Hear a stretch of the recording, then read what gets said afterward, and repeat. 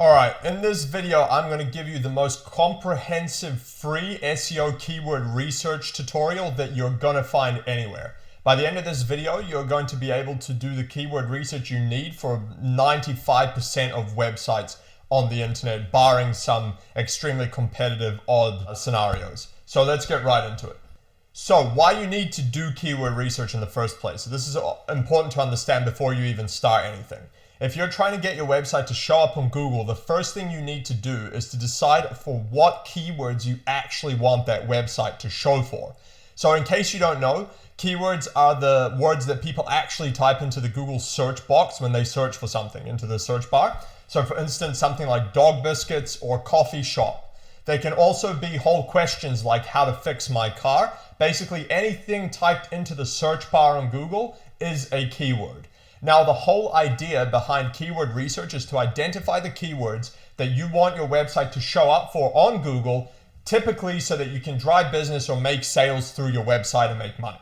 Now, in this guide, I'm going to show you exactly how to do that and all the tips and tricks you're going to need to know in order to successfully get your website to actually rank on Google. Now, first, I'm going to cover all the information that you actually need to understand before doing it, and then I'm going to show you how to actually go about doing it. So for the purpose of this guide, I'm going to assume that you don't have a website yet and you're just starting brand new, because there are some advanced tactics you can use if you already have a website to try and get some more keyword information, but I might cover that in another video. I'm not going to go over that here. Hey guys, real quick, if you want to add at least $100,000 to $300,000 per year in new business, guaranteed, or you literally don't pay, go to dominatemarketing.io to book a call with us and we'll show you exactly how we'll do that for you.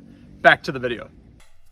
Now, one thing I want to go over before we start is everything you need to know is already on page 1. So this is a key principle to understand about anything to do with SEO basically, is that it may sound a bit obvious, but if you think about it for a minute, it actually makes a lot of sense, but people overlook it. So everything you need to know in order to get your website on page 1, what to do, how many backlinks you need, how long the article should be, all of this, it's all on page 1 already. What you need to do is look at what websites are showing up for the keyword you want to show up for, dig into what they are doing, and you're going to have the answer for exactly what you need to do to get there as well. Now I'm going to show you how to do this. So the tools you're going to need for SEO research. You're obviously going to need some tools to be able to do some of this stuff. So I've split them into 2 categories, required and optional. First, with the required, you're going to need at least one of these 2. Now, I recommend getting SEMrush. It's a paid tool. It's going to cost you money. I think it's about $120 a month at the moment. I'm not sure, that might change, but it's practically God's gift to SEO, and I highly recommend you use it. And the reason I highly recommend you use it is because I personally use it, and it's going to make your results monumentally better when you have the data from SEMrush to be able to make actual informed decisions instead of working blind. So SEMrush is the one I would recommend. If for some reason you can't afford SEMrush or you're just starting out, you can use the Google Ads Keyword Planner, which is made, it's in the Google Ads account. If you make a Google Ads account, but you don't have to actually run any ads, you don't have to pay anything, you just make the account, which I have a video on if you want to see how to do that, and then you can go in and use this tool. Now, it's not going to give you all the details that SEMrush will give you. It's primarily focused on ads and like cost per click and the data to do with ads, but you will be able to see search volume and some other info which will be helpful to do with SEO. Now, there's 2 other tools that are optional. Also Asked, which gives you common questions relating to the topic that you input, and also Answer the Public, which is also free, and it gives you some topic ideas based around the keyword that you input as well. So I'm going to link all of these below this video. So if you click those links, you'll be able to go to these tools and then either sign up for them or just use them for the free ones. Now, just letting you know, SEMrush is an affiliate link. I'm going to be straight with you, but I'm promoting it because I believe in it and I personally use it. So if you'd like to support me, it doesn't cost you anything. You click that link, you can get there. Otherwise, if you just want to be a freeloader, that's cool too. You can just go to semrush.com and just get it without using my affiliate link, up to you. Now, keyword fundamentals you must understand in order to make this work. The first thing you need to establish is exactly what keyword you should target with your website. So there are a couple of key points that you need to understand if you're going to succeed in SEO.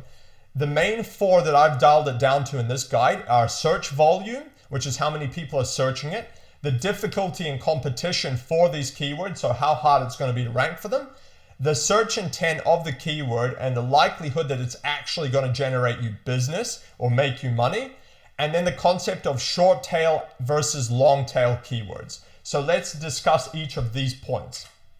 Firstly, we'll go into search volume. This is possibly the most important one.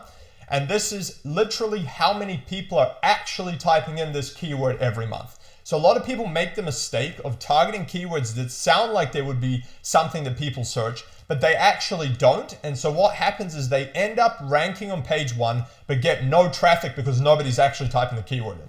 So you need to make sure that the keywords get enough searches each month to actually warrant the effort to make them rank. Otherwise, you're just wasting your time. So how do you actually go about doing this? So there's a couple of ways to do it.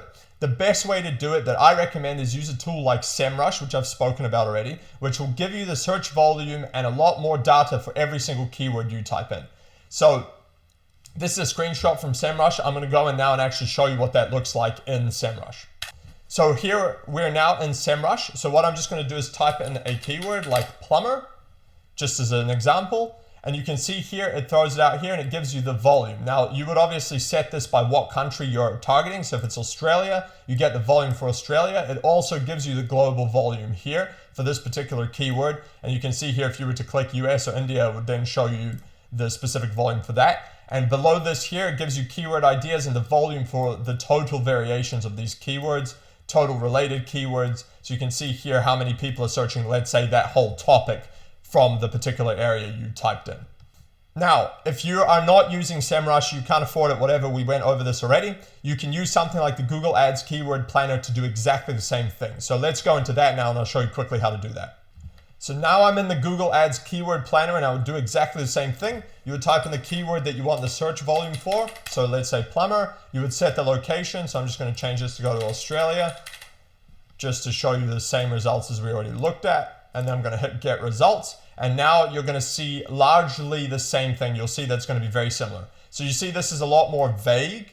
And if you scroll sideways, what you're going to see is the fact that if it will let me scroll sideways. Anyway, you'll see the CPC costs here. Google gives you an estimate of how much it's going to cost to run ads to. So you can see that this is more specific to ads. Competition is relating to how many people are running ads for this. It's not to do with SEO, but you can see here how many people search the keyword. And if you scroll down, you can also see the variation. So plumbers near me, emergency plumber near me, and so on. And you can also see the change over the year-on-year change and the 3-month change. So if the keyword is trending up or down. So you can see here that this isn't quite as in-depth as SEMrush, but it still gives you some data you can work with. Now, an important thing to note about search volume is that these tools are pretty inaccurate, especially when it comes to the lower search volumes. So don't take these numbers that they give you as actual gospel. It doesn't mean if it says 100,000 searches a month that it's literally on the dot 100,000. You just want to get an idea if there are people searching it at all and how large that search volume is. So for instance, if the tool says that it's getting around 10 searches a month, you can practically guarantee that it's not going to be getting 1,000 searches a month. Odds are not many people are typing this keyword in. But if the tool says that the keyword is getting 1,000 searches per month, then you know that a decent number of people are in fact searching that keyword, regardless of whether it's exactly 1,000 people every month or not. Or if it's something like 100,000 a month, then you know you've got volume to work with. So that's not going to be an issue. Now, the second point is difficulty and competition. So the next thing you need to see is how difficult it's actually going to be to rank for this keyword. And the reason why is because if this keyword is the most competitive keyword on the planet, you're going to spend a lot of time and money and effort to try and rank for that keyword, and it's possible that you might not even get there, so it might not even be worth doing. So to get an accurate idea of this, you're really going to need a tool like SEMrush, which gives you the valuable data to make this assessment and actually gives you the difficulty score as well. So you can see here's a screenshot. I'm going to quickly go in and show you what this looks like. So if we go back to the keyword plumber I just typed in, you can see here it gives us the keyword difficulty for the keyword plumber in Australia. So it will depend on what country you're in. And if you scroll down here, you can see KD percentage means keyword difficulty percentage. It gives you this for every single keyword that it recommends you. You can see how difficult it's going to be to rank for each of these keywords. Now, if I was to change this to, let's say, United States, you would see the difficulty change. You see now it's a lot more competitive in America to rank for the keyword plumber nationwide at least. And you can see here that these have also changed. So that's what that looks like. This is not something that Google Ads Keyword Planner gives you. You can't see this in Google Ads Keyword Planner, and this is a pretty key piece of information you're going to need, which is why I recommend, if you're going to do this, to just get a tool like SEMrush, pay the fee, and get the info. Otherwise, you could be working on the keyword like plumber for months trying to rank, not realize why it's not ranking. The reason why is simply this. So, like I said, without it, you're just going to have to make a wild guess of what the search results look like, which is not going to be very accurate at all if you don't have a tool like SEMrush. So that's why I highly recommend it. I actually worked for years without SEMrush or using any proper SEO tool. And once I got it, it literally changed my life and the way I do SEO.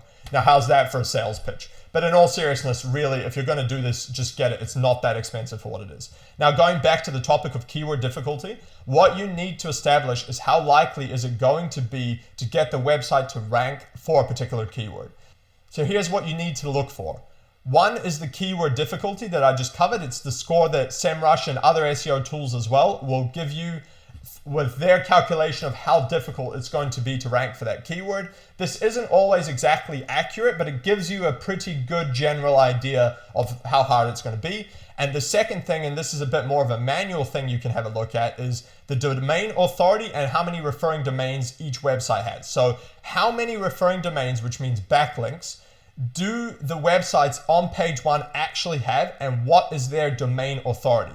The more links they have and the more domain authority they have, which is kind of interlinked, the harder it's going to be to compete with them, because you're going to need to at least match them in order to get on page 1. So let me show you what I mean by that. If we go back to SEMrush, we scroll down, you can see here SERP analysis. So search engine results page analysis, that's what SERP means.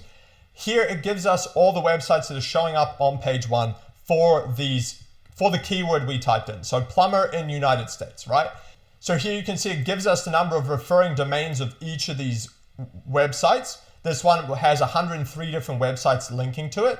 This one has 2,500, which is Wikipedia. Actually, that will be for that specific page. It's not actually going to be, it's for the actual page it ranks for. It's not for the whole domain. They're going to have a lot more. So what would happen is if you were to take this domain, right, and you could go to SEMrush and throw in the domain, you're going to get the total number of referring domains. So here's what you'd need to do.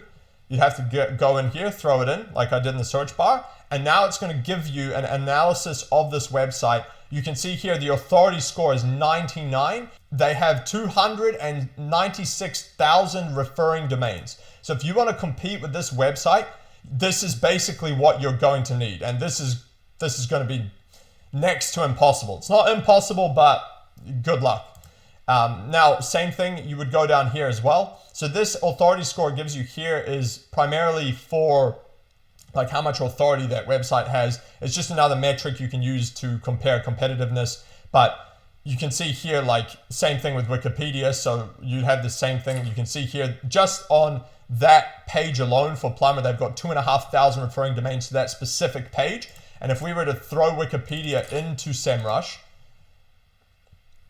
you would see here, it has an authority score of 100. It's literally domain rank number 1, and it has 4.8 million referring domains. So again, good luck competing with that one. So this tells you that this is an extremely competitive keyword to rank for. Now what you would do is go down the list and see like what is the least you are going to need. So what's interesting is this one has a lot less, but you might find that there's something else going on here, like maybe they have a lot of topical relevance or a big domain authority score or something like that. Okay, so 47 is decent. They have a decent number of referring domains, not as much as the others, but there will be usually a reason why this website, because it's a bit of an outlier compared to a lot of the other ones. Now see, Home Depot has 0, but this is an extremely authoritative website across many different niches. So you have to keep these things in mind. So this is a quick overview of how you would analyze these results, but you can see here that this is extremely competitive. Now, just to give you a quick contrast example, if we go to Australia, you see here how it's much less difficult. If you go down here, okay, you still got Wikipedia, but if you scroll down here, these ones are not as competitive. Like, look at this. These guys have only 2 referring domains, not a very high quality authority score, and these guys also have basically 0 all over. So this result here you can see is far less competitive than the United States one, which is why the keyword difficulty is lower. So taking into account these few points is going to give you a pretty good idea of how hard it's actually going to be to rank for the keyword that you're trying to rank for. Now, the important thing to note about the keywords is that the broader the keyword, the more competitive they're going to be, but the more search volume they also have. Now, the more specific a keyword, the less volume it will have, but the less competition it will have. So for instance, the keyword plumber I just showed you on the nationwide level in the United States gets 110,000 searches per month, but its keyword difficulty is 82, meaning it's going to be very hard to rank for this, like I just showed you. However, if you were to throw in toilet repair San Diego into SEMrush, you would see it has a keyword difficulty of 5, which is almost nothing, but it only gets 30 searches per month, and that's why, because there's not a lot of people searching that keyword, so it'd be much easier to rank for. Now, the third point, which is search intent. So when people search the keyword, what are they actually looking for? If you're selling something like a product or service, it's all very well and good getting to page 1, but if it's for a keyword that's not going to actually get you any business, you won't see any return for all your efforts. So I made a whole video on what search intent is, which gives a pretty good, very simple description on exactly how it works, but I'll go over it here as well just to clarify it a bit more in this video. Basically, there are 4 types of search intent, and each one is looking for something different. So the 4 of them are informational, which is looking for general information about a particular topic. Navigational, which is they're looking for something specific, like a specific website. Commercial, which is somebody is starting to get ready to buy and they're looking for the best options, reviews, and coupons, things like that. So they're starting to make a purchase decision. And then transactional is when someone is actually ready to buy and they're looking for a store to buy from. So, let's say they're ready to buy Adidas Superstar shoes and they're literally typing in Adidas Superstars in Los Angeles to just find the shop that's selling them. That's what that would be. Now, they tend to actually correspond with the 4 stages of a buying cycle. So the buying cycle stages are awareness, interest, desire, and action. And you can see that they line up with those 4 stages. So what's important about this is you need to know where in the scale your keyword lies in order to select the right keywords to actually target and optimize your site correctly for those keywords so that you actually rank. Because Google is actually very heavy on search intent these days. And if your keyword doesn't match the search intent, it's almost going to be impossible to rank for it. So here's an example. Somebody searching for the word plumber might be looking to hire a plumber, but they could also be looking to find out what a plumber is. So depending on what the reality of the particular keyword is, the page you would need to make to rank for the keyword is going to be wildly different between these 2 scenarios. So SEMrush and other SEO tools will typically give you the search intent category for the keyword that you're looking for. So I'm going to show you quickly what that looks like. You can see here in SEMrush, you can see the search intent that they believe the word plumber has is commercial, meaning somebody is ready to hire a plumber. They just want to know which plumber to hire. So it's going to throw this to you every time you put a keyword in so that you know what the intent of it is, at least based on their assessment. Now, another way you can find out what the search intent of a keyword is if you don't have SEMrush, for instance, is you can go on Google, search the keyword, and see what results actually come up for that keyword. If it's a bunch of blogs that talk about what is a plumber, then you know that people are trying to find out what a plumber is. So Google has assessed the intent of that keyword and figured out that it is that people are trying to find out what is a plumber. So if you're offering a plumbing service and you're trying to get customers, this keyword is unlikely to actually bring you business because these people are not looking to hire a plumber. So it would be pointless focusing on that. Now, if it's a bunch of plumbers offering their service on page 1 when you search plumber, which in reality, that's exactly what it is, then you know that the people searching are actually looking for a plumber to hire. And if you're a plumber looking to get more work, then you should try and rank for that keyword. One other way you can tell if a keyword has commercial search intent is by the cost per click, which you can see in the Google Ads Keyword Planner as well as SEMrush. If the cost per click of a particular keyword is high, and typically anything above $5 is considered high, but they can go into the hundreds depending on how competitive it is, then chances are that the keyword brings in a good amount of money because it's obviously worthwhile for businesses to be willing to pay to show their ad for it. So it's probably worth going after. Now, short tail versus long tail keywords. This is the fourth point. All the keywords there are either going to be short tail or long tail keywords. So what this refers to is literally how long they are, but it also refers to how broad their meaning is. So for instance, keywords like cars, used cars, plumber, etc. are all referred to as short tail. They're literally very short, 1 to 2 words, but they're also extremely broad in meaning. Somebody searching any of these keywords could be looking for almost anything, and they're typically the main keyword of a topic, and they tend to be extremely competitive. But the reason why is because they also get the highest search volumes due to being so broad in meaning. So like if you ranked for plumber and it's getting 100,000 searches a month just off that, you're going to get customers. Like you literally can't screw that up. So that's why it's so competitive. However, on the other hand, long tail keywords are keywords that contain more words. So for instance, plumber in New York, how to fix a leaking toilet, used Toyota Supra for sale in California, things like that. They're longer keywords that can literally contain more words, and they're much more specific. And so these keywords tend to be far less competitive, but they also get less searches. However, this can be a good thing because one, they're less competitive, but two, because they're more specific, they often come with more buying intent. So the return on investment is typically a lot greater than it is with short tail keywords. So how to actually do the keyword research. So the first thing that you need to do in order to actually research the keywords is to establish what the main keyword you want to rank for is. Now, the easiest way to do this is to figure out what's the most likely thing that people are searching if they were going to look to find what you are offering. So the way to find this out is go to either SEMrush or the Google Ads Keyword Planner and type in the keyword that you selected that you think would be the main keyword. What's going to happen is that both tools are going to spit out a bunch of related keywords that you typed in. I showed you this a bit earlier, but I'm going to go through this again to show you. So typically the keyword with the most search volume is the main keyword for that particular topic. So let's go through an example. I've taken a screenshot here, but I'm going to walk you through this now. So if we go in SEMrush, we're going back to the keyword plumber. So I've already typed in keyword plumber. Let's chuck it back on United States. Now what you would want to do is click keyword variations.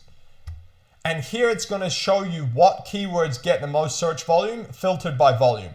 And we can actually see here that the keyword plumber near me actually gets a lot more keywords than the keyword plumber. So in this case, technically, plumber near me would actually be the main keyword. But because plumber, plumbing, and plumber near me are all extremely similar and would basically be used and targeted by one page, they kind of go together. But the keyword here would be plumber near me based on this data that we've got here. Now, if we do the same thing in Google Ads Keyword Planner, we can go back here. I'll just change this to United States, and you can see the same thing.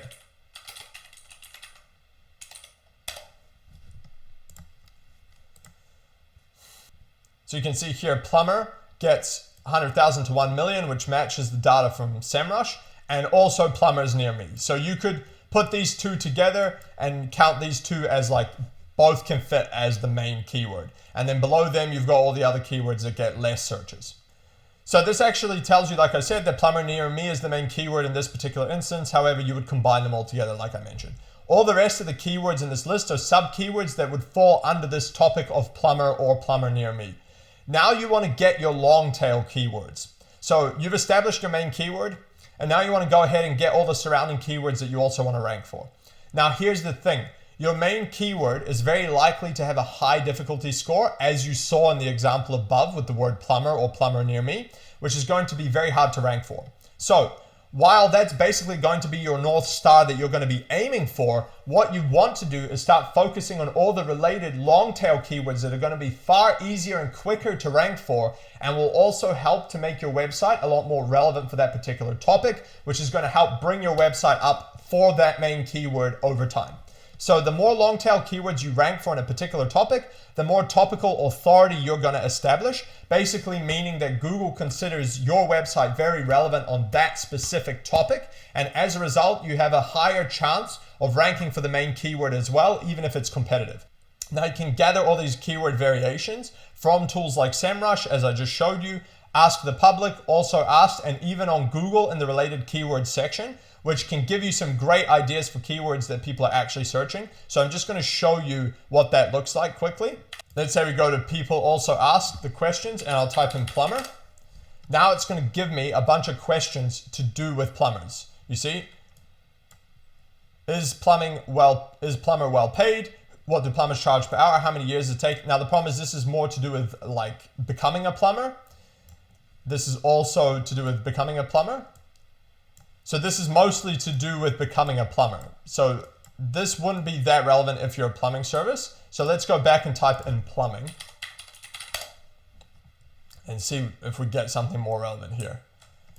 So this gives you, you can see here that it's giving you a bunch of different variations for the keyword plumber. Now this isn't as good as something like SEMrush obviously, but it gives you some ideas of keywords you can target because people are actually asking these things. Now the same thing here, you can use this tool which is called Answer the Public, and you can type in plumbing again and set the location. And now it's going to give you a bunch of questions people ask to do with plumbing as well. It segments it into different topics, as you're going to see in a minute. So you can see here it's given us this large wheel now of different questions that we can go into. Where plumbers work, where plumbing to learn, where is the plumbing work, where plumbing originated. So you get all this like random stuff. So you can see here that it's not as specific and catered to, you know, you for SEO to specifically rank as a business, but it still gives you a lot of interesting ideas, especially that you could use as blogs to try and rank for this and establish yourself as an authority on the plumbing niche. Now the other thing you can do is literally go to Google and type in plumbing. And now, if you scroll down, you're going to see related searches. And this is specific to obviously your location and the particular keyword you typed in, but Google's going to give you a range of options that you can type in that people search as well, which are people are actually searching, and you can use these as good ideas to target. So for instance, if you're in Miami, cheap plumber Miami might be a good keyword to go for because Google's clearly telling us people are looking for it. So these are some ways you can get long tail keywords to start targeting. Now, the best way is obviously in SEMrush. If we go here, you see it's given us a whole bunch of keywords to do with plumbing. A lot of these are long tail and less difficulty, so you could target these as well. And I'm going to show you how to sort these in a second. Now, one other tactic you could actually use is take a competitor's website. So let's say we go for this keyword and we'll just take the top person, like these guys. No, hang on, I want an actual plumber. Rocket Plumbing Now. Take them and you throw them into SEMrush. What's going to happen is it's going to tell you what keywords these guys rank for, and then you're going to be able to see other potential keywords that you could rank for as well. So see, you got top organic keywords. If you click view details, this is actually going to tell you all the keywords they rank for and give you a lot of ideas that you could potentially target that you didn't otherwise think of. Because if they're in the same industry or niche as you are, then they're obviously doing something, especially if they're on page one, they're doing something right. So you want to check out exactly what they're doing.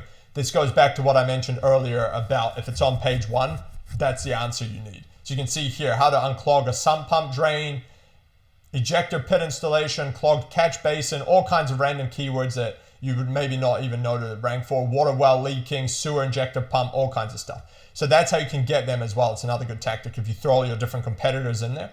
Now, that brings me to my next point, filtering by keyword difficulty. So the easiest way to filter these keywords and figure out which ones you should start with is to use SEMrush. Again, I keep saying it, but really it's got so much good information you're not going to get on something like Google Ads Keyword Planner, a free tool that's really worth it if you're going to take this seriously. What you would do is you would throw in your keyword, the main keyword that you're trying to target, so the main topic one, and it's going to spit out all the list of related keywords that I showed you. But now you can actually sort these by keyword difficulty. So let's go and I'll show you that. So we go back to SEMrush, right? We've got now the keyword plumber and all the variant keywords. Now you can click keyword difficulty here and it's actually going to sort it by keyword difficulty. So you can go the most difficult if you want and try and go after plumbing fixtures, which is 100, or you can go the other way, which is what we're kind of getting at here. And it's going to sort them from the easiest keyword to rank for. So you can see here, $50 plumber. Maybe nobody wants to only do the job for 50 bucks, but whatever. Keyword difficulty is 0, which basically means that if you made a page with this title and this headline, you'd probably rank for it just by having the page. But you can see here, there's a whole bunch of other keywords as well. And you can go down this list and just see all of these different keywords. Now, the key point here is going back to search intent. A lot of these are informational. You see this is an informational keyword, informational. If you wanted to only specifically target transactional and commercial, you can actually filter these. So for instance, you'd click intent and you'd go commercial, transactional, and apply. And now you're only going to get the commercial or transactional keywords that SEMrush has, which means these are more likely to turn into actual business. So you should probably start with these first and then start going after informational after that. Or the other alternative is you could just go down the list manually and just tick off the ones that you think are appropriate to what you're trying to rank for.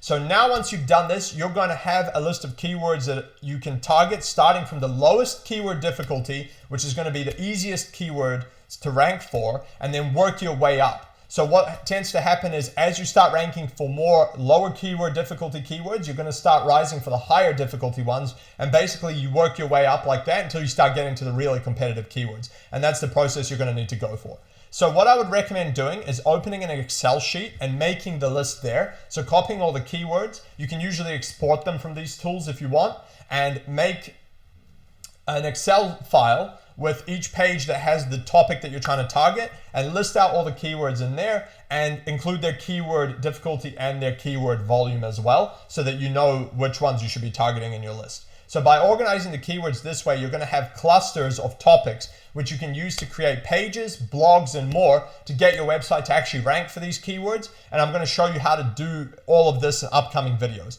But for now, I've made you an example sheet that you can use to put the keywords in there. So this is the sheet here, you can see, and I've just made 2 example pages, one for the topic of plumber, one for the topic of gas fitter, and I've put in a couple of keywords. So plumber near me would be the main keyword as we discussed earlier. Then you got leaky toilet, commercial plumbing, plumbing repairs. I just picked 3 random ones, and I've thrown in the volume for the area that I selected and the keyword difficulty for the area I selected. So once you do that as well, I did this as well for the gas fitting page. You can see here, same thing. So now once you've done this, you're going to have this list in your Excel file, and you're going to be able to see which keywords you should start from. So you could like filter from here, like sort by, and then sort by like that. Obviously you kind of messed it up here, but it gives you them in order of keyword difficulty, and you could start going after these one by one. And that would be, and then you could tick them off in your Excel sheet, you know, highlight them green or whatever you want to do. And that's how you could work through that list. I'm going to link that sheet below this video so you can get that sheet totally free, no problem. You can make a copy and use that for your keyword research. Now, like I mentioned earlier, you want to keep the search intent of all these keywords in mind. This is a very important point. You want to focus on the ones that are more likely to have commercial or transactional intent and are likely to actually bring you money in first. Then once you've exhausted those, I would start going through the more informational keywords that can help get you more traffic and more potential customers that you can catch earlier in the buying cycle. So they might not be ready to, let's say, have a plumber now. They might just need some information. But when they are ready for a plumber, they're more likely to come back and buy from you. So what you would want to do is do this for every topic. So in this video, I showed you just the topic of plumber, but you will want to go through and do this. Let's say if you're a plumber and you're offering gas fitting, drainage, and like water heaters and so on, these are all their own topic with their own clusters. You would want to go through and do plumbers. You would want to do gas fitting. You would want to do drainage. You'd want to do water heaters, each as a specific topic with their own list of keywords that you can target. So you'd want to go through that process for each one of these. So how many keywords should you actually target? So this is largely going to depend on how big the topic of your website is and how big the niche is. There really isn't an upper limit to how many keywords you can target, other than the fact that it's going to get extremely complex to keep track of everything after a certain point. If you're just starting out, I would recommend focusing on around 50, maybe to 100 keywords to begin with. Have your main one, and then have the lower keyword difficulty long tails, and just start working on those to begin with until they rank, and then start working on the next group of more competitive keywords. So you can certainly make the list of all of them, but just start with like the first 50 that are the lowest difficulty, get those ranking, and then you can introduce more that you're going to focus on as you get more and more to rank. So in conclusion, The methods I've shown you in this video are going to be enough for 95% of businesses in almost any niche, especially if the niche you're in is not too competitive or if you're doing SEO for your local business. So let's say, for instance, in this video, plumber across the United States looked extremely competitive, but if you're a local plumber in a particular city, it's going to be far less competitive, and what I've shown you here is going to be enough to get your website to rank for those keywords in your local area.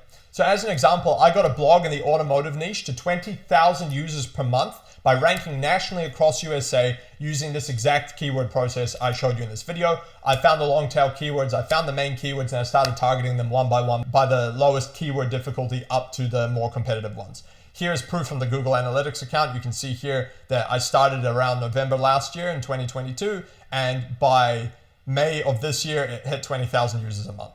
So if you're in a very competitive niche though, like weight loss pills or some crazy thing like that, you're probably going to have to dig deeper and analyze each of your competitors individually to see exactly what they are doing, but that is beyond the scope of this video.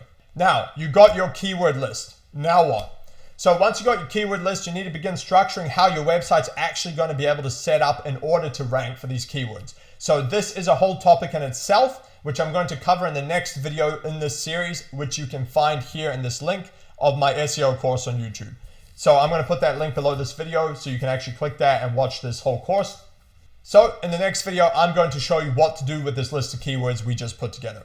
Catch you there.